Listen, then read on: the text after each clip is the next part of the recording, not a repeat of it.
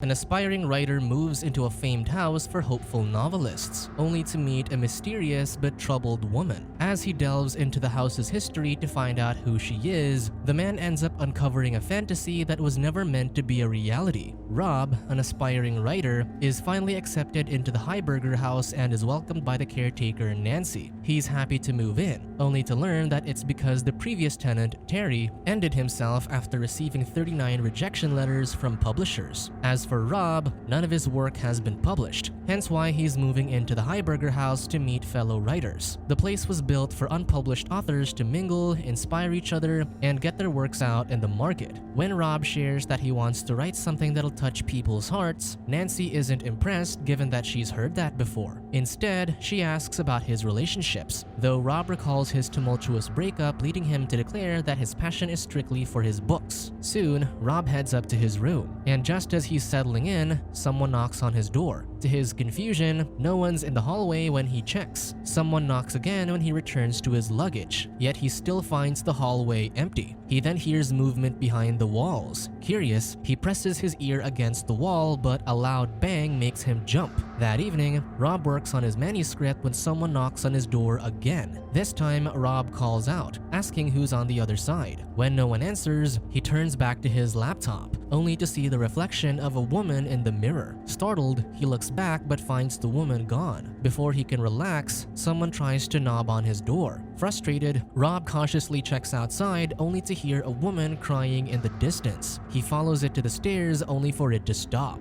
Later, Rob falls asleep in front of his laptop but wakes to the door swinging open. He catches the shadow of the woman heading up, so he follows her to the stairs. Finally, he sees the woman who begs for help. She reaches her arms out to him, and Rob approaches only to slam against the wall as the woman has disappeared. Hearing his bump, another tenant, Everett, checks on him from downstairs while Patricia complains about the noise. She blames him for interrupting her private time, then rambles on about the place. Rob sarcastically advises her to join the nunnery instead, but Patricia declares that she was a nun for 7 years before storming off. While the others retreat to their rooms, Bruce hangs around to speak to his new neighbor. This allows the new tenant to ask if the place is haunted. The man sarcastically assures him that it's only haunted by their failures before returning to his room. Later, Rob burns the midnight oil but still can't find himself to write better. He turns to liquor for fuel but recalls his troubled ex-girlfriend drunkenly scattering his manuscript before breaking the bottle on him. Not wanting to fall into the same traps, he pours his liquor down the bathroom sink. Suddenly, the entire bathroom is covered in blood,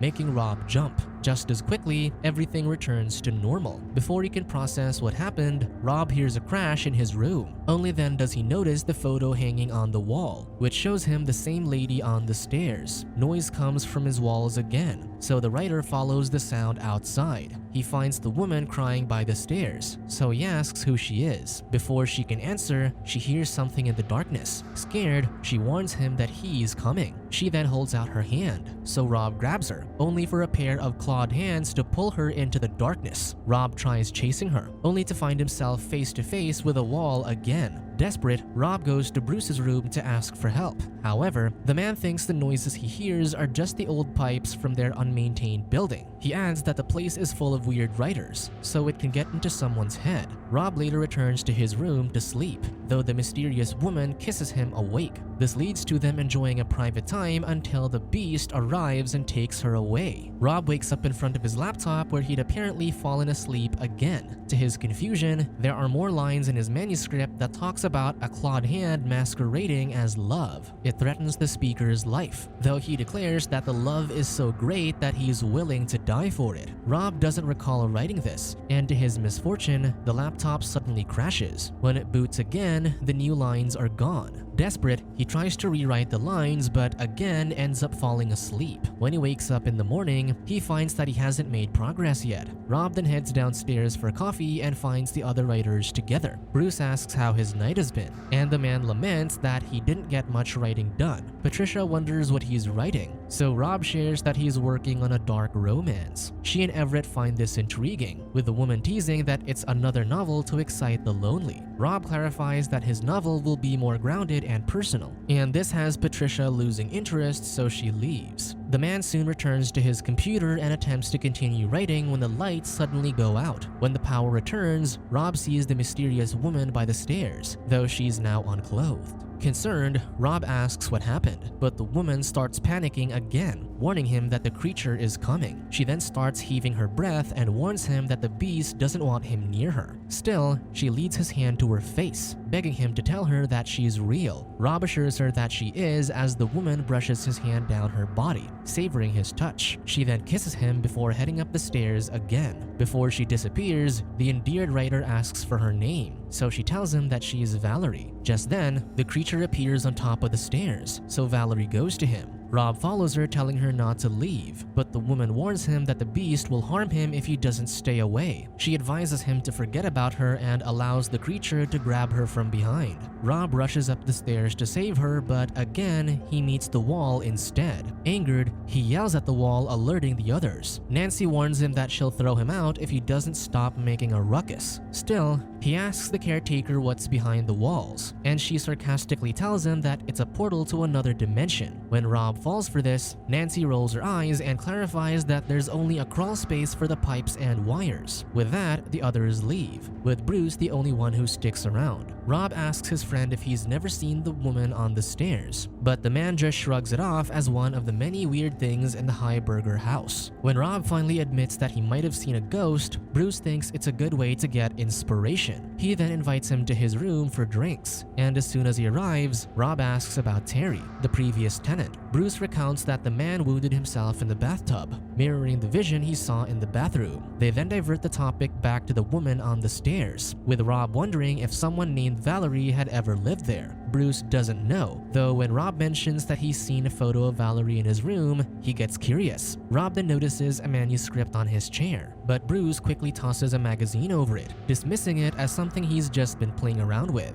The man then goes to get drinks, and while he's turned away, Rob checks the suspicious manuscript. To his shock, it's titled Valerie on the Stairs, which was written by Bruce, Everett, and Patricia. He flips through the pages, seeing that it's about Valerie, whom they describe as a woman made for love. Finally, Bruce spots him reading the manuscript, so he hurriedly pulls him back and starts beating him. He then grabs his typewriter to smash over the man's head, but thankfully, Rob evades it and heads outside. The commotion alarms the others, so Bruce defends that the man looked into his secret book. Everett berates Rob for this, and Nancy steps up to threaten him, but the new tenant declares that he's leaving tomorrow. Before he leaves, he demands to know who Valerie is, wondering if she was killed in that building. No one answers, so Rob races back to his room and types his experiences into his manuscript, suddenly inspired by the heightened emotions. During this, Bruce organizes his spilled pages, only for Valerie to appear. He's excited to finally see her, but the beast also appears. The creature kills Bruce while Valerie watches, claiming that this is the poor writer's fault. After the deed, the creature reminds the woman that what he does is for her. Valerie disagrees, clarifying that he does this to satisfy his hunger. Concerned, the beast declares his love for Valerie and starts tasting her skin. The two then begin a passionate exchange mere inches from Bruce's body. The next day, Rob visits Everett, who immediately advises him to give up writing since nobody even reads books nowadays. Just then, Rob notices a poster on Everett's wall, recognizing that it's the Beast. Everett explains that it's from the movie based on his old novel, both of which have been his only success and embarrassment. Rob asks him about Valerie, but Everett denies her existence. He insists that the house is just full of failed imagination, like his novel about Othakai, the blood fiend from hell. However, Rob reveals that Othakai is also in the building since he's seen him with Valerie. With that, he demands to know how Valerie died, but Everett stresses that she was never alive to begin with.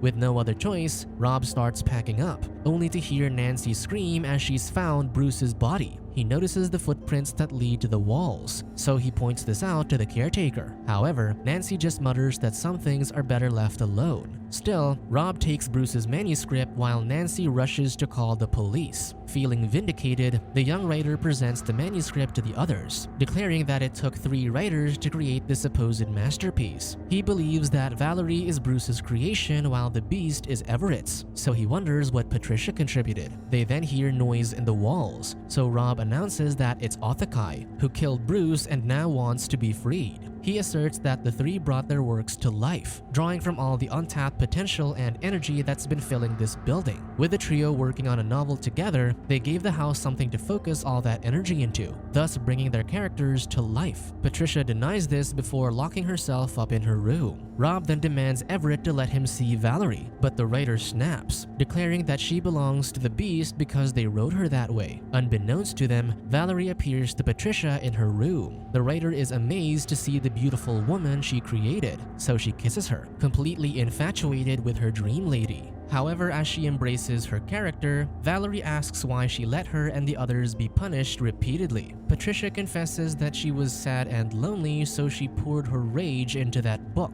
She then apologizes, defending that she didn't think her beloved character could actually be hurt. She kisses her again, but Valerie rejects her and backs away, allowing Othakai to rip the writer apart. Hearing her scream, Rob and Everett rush to her room and find the woman succumbing to her wounds. The noise on the wall echoes again, so Rob tells his companion to leave and give him his gun. However, Everett, now convinced that Othakai is real, wants to see his creation. He's confused as to why the beast killed Patricia and Bruce, so Rob assumes that he and Valerie want to be freed and write their own lives. With this in mind, Everett volunteers to help destroy his creation, so Rob breaks down the walls. Inside is a pathway which Everett assumes leads to the beast's torture chamber, though he defends that it was Bruce who wrote all the horror. Realizing that the endless story has tortured the beast and Valerie, Rob questions why they never just published it, so Everett reveals that embellishing it became their escape. This led to them increasing their body count. Rob thought that Valerie was the beast's only captive, so Everett reveals that Bruce wrote that he also took runaways and ladies of the night. The man had invited actual lost women into his room to get their stories for inspiration. Whenever he woke up the next day, they were gone as if the beast had taken them. Valerie was the only survivor since they all loved her. Everett defends that he never thought it would come to life, yet Rob berates him for not seeing the difference between reality and fantasy. The old writer notes that none of them really know what's real or not, since in the end, everything is all in their heads. He proves this by pointing out that Rob is in love with Valerie. Without denying this, Rob declares that he'll finish the story they started, making Everett wonder if Bruce added him to his pages before he died.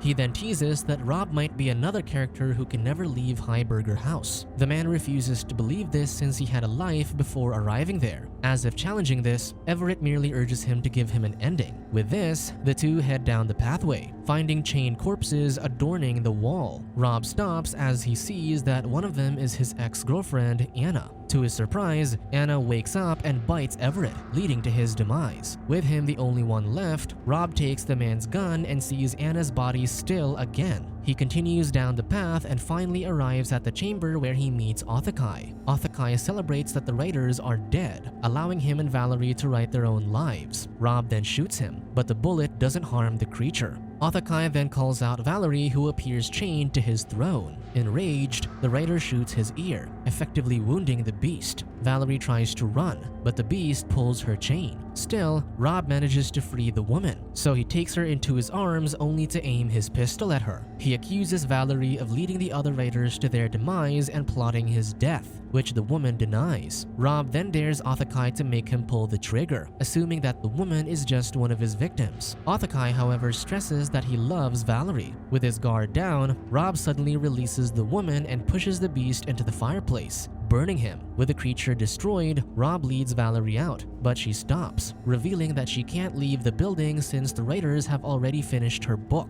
Still, Rob pulls her outside, insisting that she's real and free. However, the moment she steps into the sun, Valerie screams and vanishes. Disheartened, Rob heads to the ledge where he finds the police gathering below after Nancy's call. He drops the gun to them as he mourns for Valerie. To his surprise, he finds that his hands are covered in the trio's manuscript, which reveals that Bruce did write him into the book to finish the story. His body is now made up of the pages of Valerie on the Stairs, so he starts releasing them into the world, refusing to exist as a creature of someone's imagination in a world where Valerie no longer exists. Subscribe to watch more videos like this, turn on notifications and leave a like to help the channel out. Thank you for watching.